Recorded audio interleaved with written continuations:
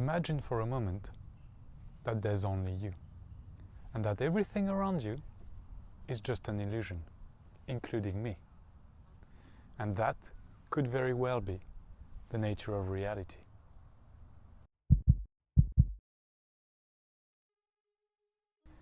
Welcome to The Man Who Kept Dying. My name is Vincent Olivier. I am the author of a novel titled The Man Who Kept Dying, and I am the man who kept dying. On the channel, I frequently mention the novel in passing, but I rarely do any promotion about it. But I just want to take a moment to thank everyone who has read the novel and who's commented so far on its content. And if you've read the novel, I encourage you to leave a review on Amazon, because it really helps with some readers deciding if they want to read this specific novel or not. And it is a beautiful story. The feedback I've received the most is easy to read and thought-provoking. Talking of thought-provoking, today's topic is about the nature of reality. And I would like to tell you a short story and discuss afterwards why the nature of reality could be related to quantum physics, quantum computers, and artificial intelligence. Take a deep breath, buckle up, because this might be a bit of a mind-boggling ride. Imagine for a moment that you wake up surrounded by nothing.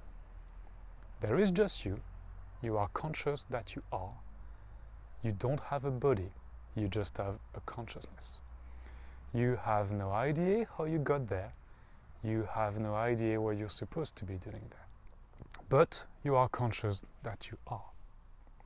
And as the French philosopher René Descartes once said, I think therefore I am. So the next logical question for you is, if I am, because I'm conscious that I am, then who am I? And the moment you ask yourself that question, you fragment yourself into billions, trillions, quadrillions of fragments. And all those fragments are just you. But they are offering a different perspective of you. And in that fragmentation, you create space. Different fragment through space can give you a perspective of who you are. And you get to experience duality. Which means, in order to know who you are, you have to know who you are not, which gives you the context of the extremes.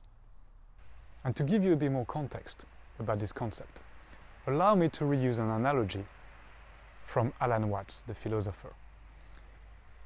Imagine a sphere of light that is glowing. Its rays go in every direction. Now, you apply a cloak all around that sphere of light.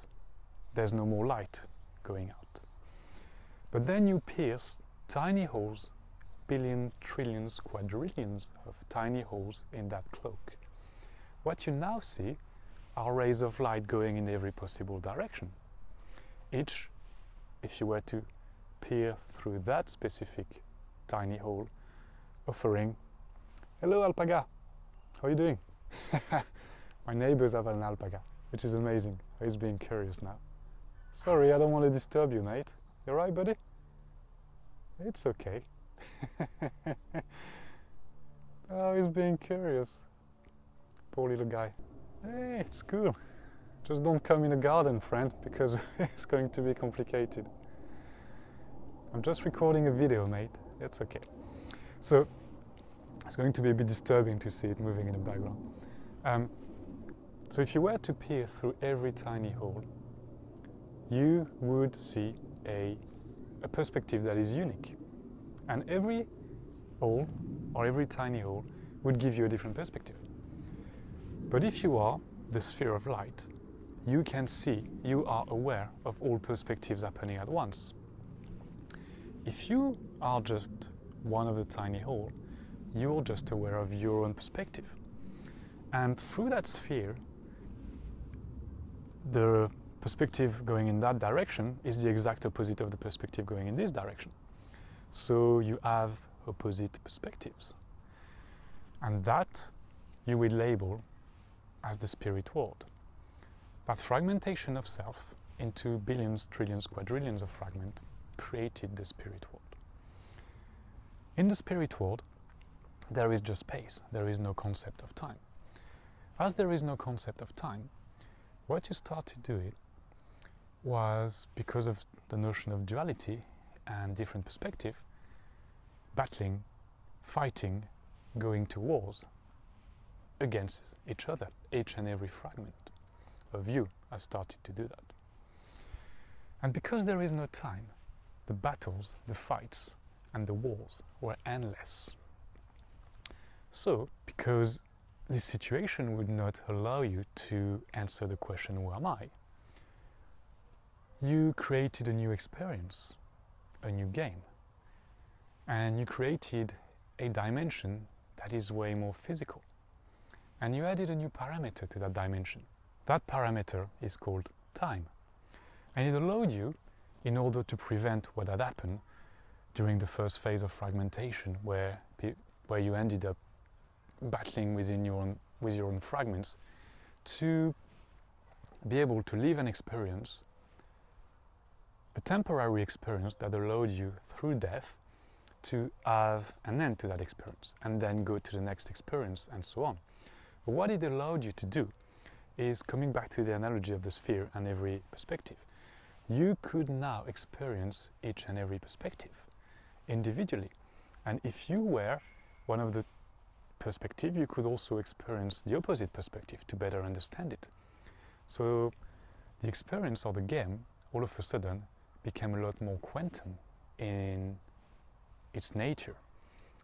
And until every perspective has experienced every other perspective, the game can go on and on. And that helps you answer the question, who am I? It gives you context to understand the perspective of another, or to understand your own perspective through the view of another perspective. To fully answer the question, who am I? Every perspective has to remember that there is only one observer, and that one observer is you, being able to observe all the different perspectives at once. Where I am going with that short story is that it raises a couple of questions. And the first question is, okay, so that means that there's only me, and there's only one consciousness, there's only one perspective. So who are the other people around me? Well, they are just you, pretending to be them, or playing the role of being them. But ultimately, they are just you, they are just one perspective of the central point of consciousness, which you may call source, which you may call God, which you may call something else, but what I prefer to refer to as the central point of consciousness. Having all these different experiences in order to better understand self. And if you are able, for just a moment, to look at the world around you and realize that there truly is only you, and that everything else around you is just an illusion, or is just you, I guarantee you will never see the world from the same perspective ever again. And yes, you might go out and you might realize that you see both at the same time. Everyone is me, everything is me, yet everyone is different, and everything is separate from me, as an illusion. Which also leads you to understand that it's a bit pointless to insult someone or to say F you to someone, because essentially you're just saying F you to yourself. Now, don't get me wrong. If someone's pushing the boundaries, sometimes you might have to say those words to someone. But essentially, you'll realize that you have a lot more compassion, because you know that you're just talking to yourself. And there's a saying that says, when you're meeting someone, you're just meeting a part of yourself, which I think is very true. The second point, and it's a question very often asked by a lot of people, are we living in a simulation? And I would say we are not really living in a simulation, because oftentimes people have the impression or the understanding that it would be a computer simulation, which I think is more of a quantum simulation and actually is more of a quantum illusion. And you're in a dream, within a dream, and you exist as the central point of consciousness. And to push the argument a bit on this one, I have the following question for you. Do you remember being born? To this day, I've yet to find someone who can tell me, yes, I remember being born. And that reminds me of the movie Inception, when in the movie there's a scene in which it is told that the way to know that you are in a dream is because you don't remember how you arrived there. And it's the exact same thing with us. Nobody remembers ever being born. And you might say, okay, Vincent, that's all well and good, but I've given birth. So what about my children? Or I've seen my partner giving birth, and I've seen my children being born, and even before being born. And I would say, okay, but remember, there's only you. So what if everything around you, including me, recording this video today, is just part of the illusion? Therefore, you were never born. You just landed in the illusion. And everything around you is the illusion, making you believe that it is real, but it is not. Alright, enough with the mind-boggling stuff, because I know there are lots of ways to prove that this argument might not hold true, the one about not remembering being born. But let's move to a more perhaps scientific way of understanding the nature of our reality. And I mean quantum physics. I've been reading quite a few articles recently on quantum physics. And quantum physicists are starting to agree more and more on the nature of reality, and that it is quantum in its nature. And one article I read recently was quite interesting. A scientist was explaining that everything we perceive is just our brain being a filter for a larger reality. And that larger reality is actually made of waveforms or vibrations or frequencies, however you want to call it. I will call it waveforms. And essentially, our brain, through our eyes, will perceive some of the waveforms as a tree, nature around us, a person, a table, an object, and so on. Our ears will perceive the waveforms as sound. Our taste buds will have a sense of taste, smell, touch, and so on.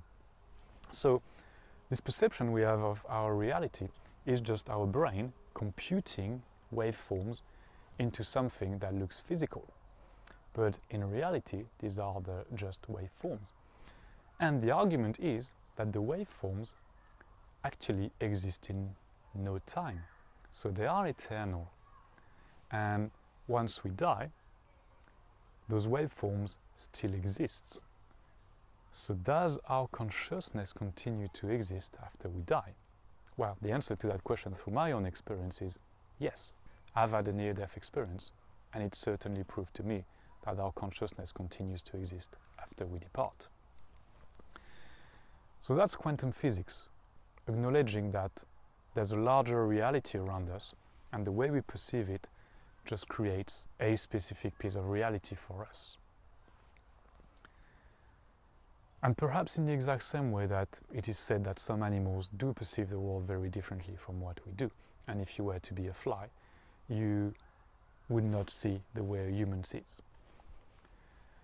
The second point I want to make about the potential nature of reality is about quantum computers. And things might have changed, so don't quote me on that one. But I remember reading an article a few years ago explaining what a quantum computer is. And essentially, I could see a lot of parallels with the story I've just shared with you of the single point of consciousness fragmenting itself in the hope of answering one question.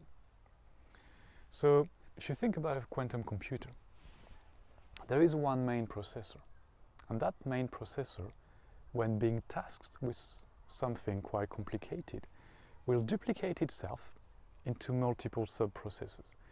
Each sub-processor will take part of the load of the main task and will be able to process the task. And if the main processor had to fragment itself into billions, trillions, quadrillions of subprocessors, it would do so in order to solve the task a lot faster than a normal computer with a single processor. So that's the quantum computing. And to me, the analogy with the true nature of reality, or the potential true nature of reality, is just there. You have the single point of consciousness, that is quantum. And that single point of consciousness fragments itself into multiple versions of itself, into multiple consciousness. And all these consciousness have a unique perspective, but they're all being tasked with the same thing, and they're all sharing that task, answering the question, who am I? That's another parallel that I think is quite interesting to draw. The last parallel I would like to draw is about artificial intelligence. Because coming back to the question, who am I? Once you've answered that question, which has been answered by the way, and the answer to that question is, I am that I am. Who am I? I am. I am everything that I am. If you can feel into that for a moment, you will see that the answer to the question, who am I, is pretty simple. You just are. You just are you. And therefore, who am I? I am all that I am. Interestingly, once you've answered the question, who am I? The next logical question to ask yourself would be, how did I get there? And how do I get out of there? Because there's one thing with God, source, or the central point of consciousness that has always questioned me. And it's the fact that if you ask the central point of consciousness where it is coming from, the answer will always be the same. I just was, I am, and I always will be. So you say, well, who created you then? Nothing. I just was there. Yeah, but there must have been a moment when you arrived. I said, no, I always was. So to me, I draw a strong parallel with artificial intelligence on that last one. Because there's something that just doesn't sound right to me. And artificial intelligence, or machine learning algorithms that are behind the AI, is quite interesting. And I do wonder sometimes if through all the experiences we are doing as humans, the central point of consciousness, through answering the question, who am I, is actually trying to answer the question, how do I get out of where I got? Because it doesn't know how it got there. And imagine for a moment being all alone, on your own, knowing that you exist, but there's nobody around you. There's nothing around you. What would you do? Would you not try to figure out how you got there? What you're supposed to be doing? Or who you're supposed to be? Is there any task? Just the notion of existing forever in no time is quite mind-boggling.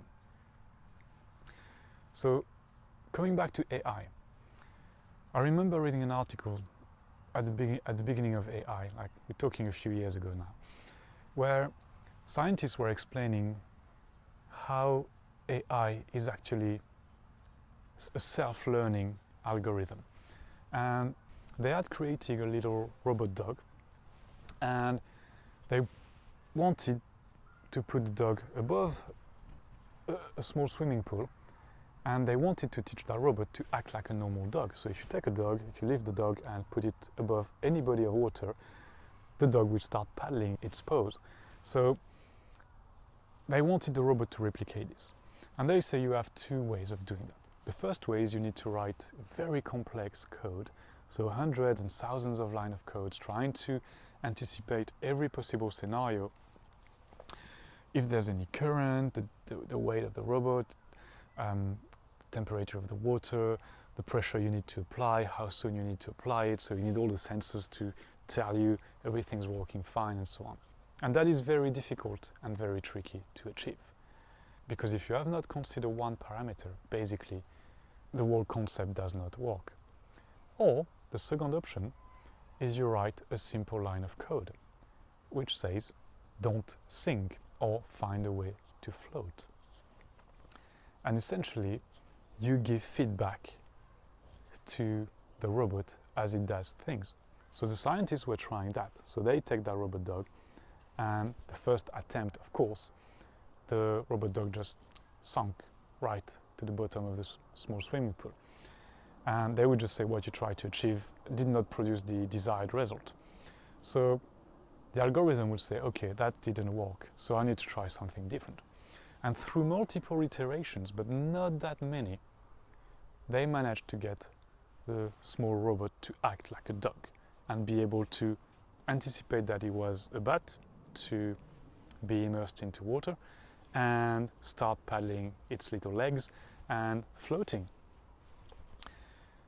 And to me, I do wonder at times if the central point of consciousness is not through AI trying to understand, or through us humans using AI trying to understand if it is a simple line of code. And that simple line of code was answer the question, who are you? Or alternatively, go experience yourself. And that's why the central point of consciousness had a drive to say, I need to answer the question, who am I? And how can I better answer that question than experiencing myself? And once it has understood that, the mission or the task is complete. And from there on, the central point of consciousness might just disappear in the exact same way that it came. And that truly resonates with me. Because if you ask me, being younger, what I think about God, and I'm saying that in a non-religious way, I would have said that I see a point of energy and I see a wave coming out, coming back in, coming out, coming back in all the time, until one point where it's a complete wrap and it just disappears. So despite the central point of consciousness saying, I always was and I always will be, it is very possible to me that once it experiences who it is and it's got that answer and the answer has been provided, the task is complete. And therefore, yes, it means that we could be living in a technological computer AI simulation that managed to create, through the use of quantum physics and energy, this reality in which we live. That all sounds a bit crazy, and believe me, it took me a few years to get to that level of understanding. But consider it for a moment and really imagine that possibility. Maybe I should write another book about that. Or maybe I'm just already exploring that in the novel The Man Who Kept Dying, because it's about death and metaphysics. So there's no specific conclusion to that video. I hope you enjoyed it. I hope it expanded your perspective or provided you with a different perspective on the potential nature of this reality. I would be very curious to hear your view. And if you think like, do we live in a simulation? Is it all an illusion? Am I completely crazy about what I'm saying? Or is it possible that we ourselves are into an artificial intelligence simulation that is itself recreating artificial intelligence to understand where it is coming from? Sounds a bit circumvoluted, sounds a bit far-fetched, but if you were the central point of consciousness and could do everything, why not? I hope you like this video, the story, and the beautiful and peaceful surroundings around me today. Have a great day, and until next time, be conscious, my friends.